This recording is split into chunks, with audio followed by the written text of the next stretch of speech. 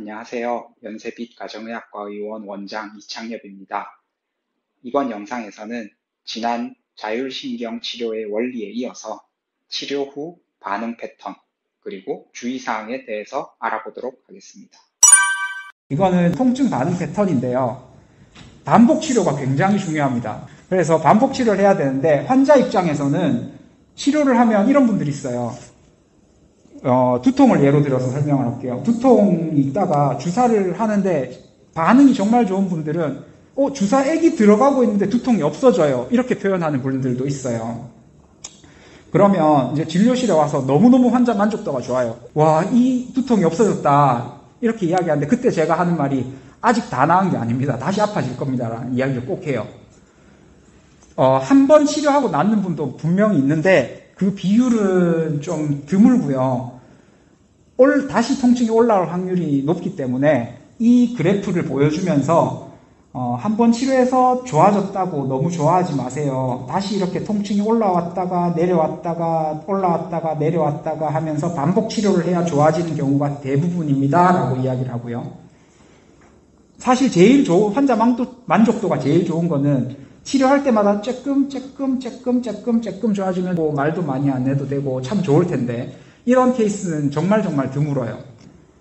그리고 어떤 분들은 주사를 하고 통증이 더 심해졌다가 한 2, 3일이 지나면서 확 좋아졌다고 이야기하는 분들도 있어요. 명현 반응으로 설명을 하고 있습니다.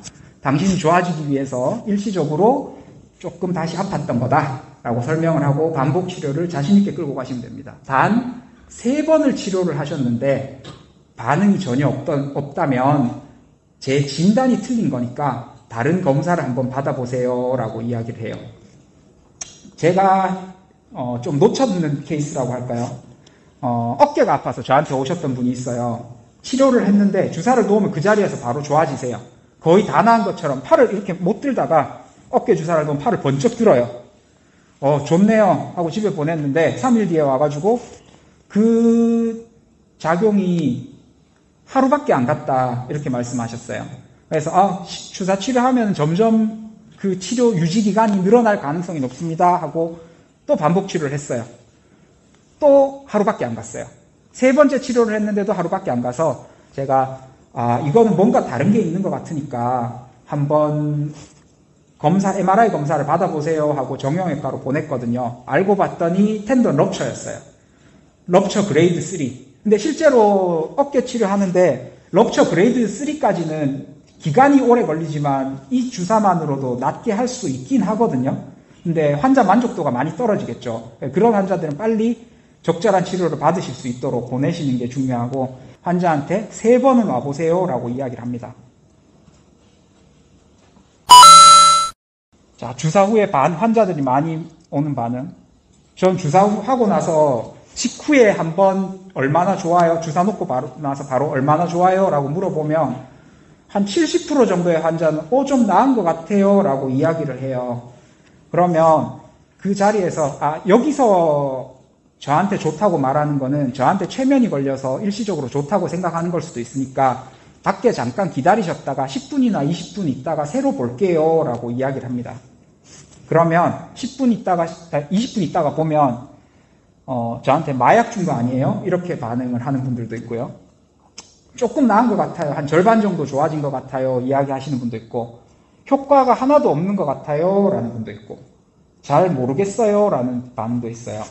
그러면 주사 30분 후의 반응은 이제 2라는 거는 2에서 조금 나은 것 같아요 해서 시간이 지나면서 조금 더 좋아진 것 같아요. 약이 퍼지면서 근육신경이 이완이 되면서 조금 더 나은 것 같아요 하는 분도 있고 아까 좋아지는 것에서 그대로예요 라고 하는 분도 있고 다시 아파지는 것 같아요 라는 분도 있어요. 그러면 몇 번 더 봅시다 이야기하시고 일단 그날은 보내세요. 그리고 하나도 반응이 없어요 라고 하면 세컨샷을 하는 경우도 있습니다. 저는 추가로 히스토리를 더해서 치료를 하는 경우도 있습니다. 아까 말씀드렸듯이 아직 다 나은 것이 아닙니다. 다시 아파질 거니까 반복 치료합니다. 그리고 이틀간은 제가 주사 드린 자리를 사용하지 마세요. 무리하지 마세요. 라고 이야기를 해요. 어떤 일들이 있냐면 허리 치료를 해놨는데 주사하고 혀위염자로 와서 주사하고 완전 좋아진 거예요. 막 살만해요. 거의 기어 들어왔던 환자가 걸어 나가요.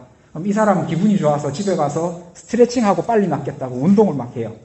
그러면 주사 한 자리에 자극이 되겠잖아요. 그래서 다음날 무지하게 아파요라고 새로 나타나는 경우들이 간혹 왕왕 있습니다. 그래서 이틀간은 무리도 하지 말고 스트레칭도 하지 마세요라고 이야기를 해요, 저는.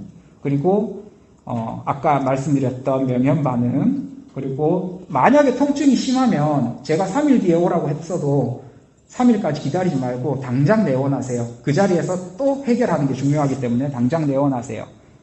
그리고 의사가 알려준 치료 일정보다, 그러니까 제가 이렇게 하거든요. 3일 뒤에 오세요. 3일 뒤에 오세요. 또 치료를 하다 보면 이제 일주일 뒤에 오세요. 2주일 뒤에 오세요. 이렇게 이야기를 하는데 그 중간에 아픈데 참고 있는 분들이 있어요. 제가 일주일 뒤에 오라 했다고. 그럴 필요 없고 증상이 다시 올라오면 다음 치료 예정일보다 빠르더라도 언제라도 오세요라고 교육을 꼭 시켜주셔야 합니다. 안 그러면 환자들이 참고 있습니다. 그래서 반복 치료의 중요성은 통증의 재발 확률을 낮춰줍니다. 그리고 처음에 저는 기초 체력을 만들어 놓는다고 환자들에게 설명을 하는데 처음에 반복 치료를 잘 받아 놓은 분은 추후에 재발이 있을 수 있는데 회복력이 올라가 있기 때문에 치료를 안 받아도 오늘 아프다가 내일 바로 좋아지는 경우도 있고 재발했을 때 지금처럼 많은 횟수의 반복 치료를 하지 않더라도 한두 번만 해도 좋아질 확률이 높습니다라고 이야기를 해요. 그리고 한 번 치료로 완벽하게 좋아질 수 없습니다. 통증의 빈도나 강도가 좋아졌는지 확인을 해보세요 라고 환자한테 말씀하고요. 통증 반응 확인하는 방법이고 반복 치료 간격은 3일, 3일, 일주일. 이거는 선생님들이 환자 봐가면서 환자 사정에 맞춰서 하시면 돼요. 일주일에 한 번밖에 못 와요 하면 그렇게 오셔도 안 하는 것보다는 낫습니다. 그래서 요거는 제가 그냥 매뉴얼에 써놓은 내용이고요. 제일 중요한 거, 환자들이 제일 좋아하는 거. 저는 스테로이드 절대 사용하지 않습니다. 진통제를 사용하지 않습니다. 스테로이드 필요하면 써야죠. 저도 대상포진 환자들 오면 스테로이드 트리암을 꼭 씁니다. 급성기로 오시면요. 근데 꼭 필요할 경우에만 환자에게 설명하고 사용을 한다고 이야기를 해줍니다. 이거 뼈주사 아니에요? 통증주사 자주 맞으면 안 좋다던데요. 뭐 이런 이야기를 많이 해서 미리 이야기를 해줍니다. 그리고 만약에 스테로이드로 효과를 보는 거면 주사 놓고 나서 바로 즉각 반응이 있는 거 설명이 안 되잖아요. 스테로이드 액션 타임이 있는데. 그래서 그런 것도 설명을 해주고요. 환자들이 많이 묻는 질문이에요. 몇 번이나 치료를 받아야 돼요? 정답은 나을 때까지죠. 근데 환자가 그 대답을 원하는 건 아니잖아요. 개인차가 심하긴 한데 10회 정도 치료하는 거를 권유해요. 근데 그보다 빨리 좋아질 수도 있고 더 오래 걸릴 수도 있어요. 치료 범위가 넓어질 수도 있습니다. 이렇게 설명을 드려요. 그리고 완치가 되나요? 이거 비싼 치료 받는데 내가 완치된다는 확신만 있으면 계속 치료를 받으러 올게요 라고 하는 분들이 있어요. 위험한 환자들이죠.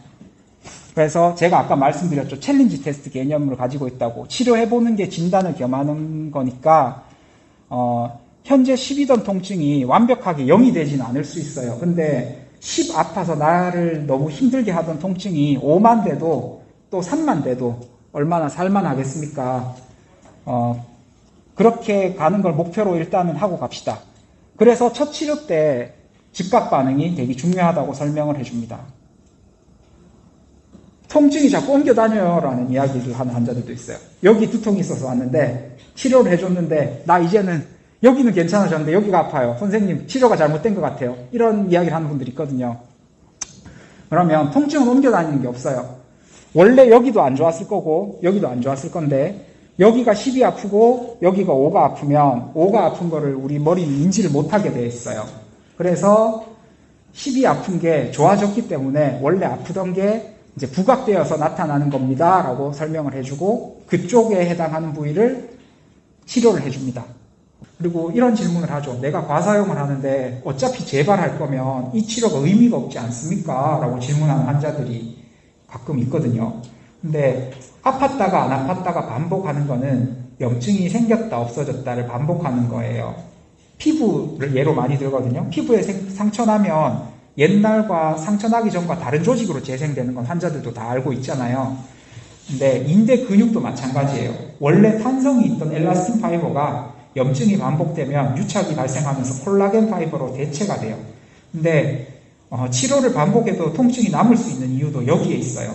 그러니까 콜라겐 파이버로 완전히 대체가 돼버리면은 관절 가동 범위도 줄어들 거고 통증을 유발할 수 있겠죠. 그래서 이제 재발을 하더라도 엘라스틴 파이버가 콜라겐 파이버로 더 바뀌지 않도록 이런 치료를 해서 관리를 하는 것도 중요하다고 이야기를 하고, 이런 원리로 인해서 유병 기간이 오래된 만성통증 환자일수록 치료가 오래 걸리고 영으로 완치를 만드는 것은 참 어렵기도 합니다. 그래도 저는 의미가 없진 않다고 생각을 해요.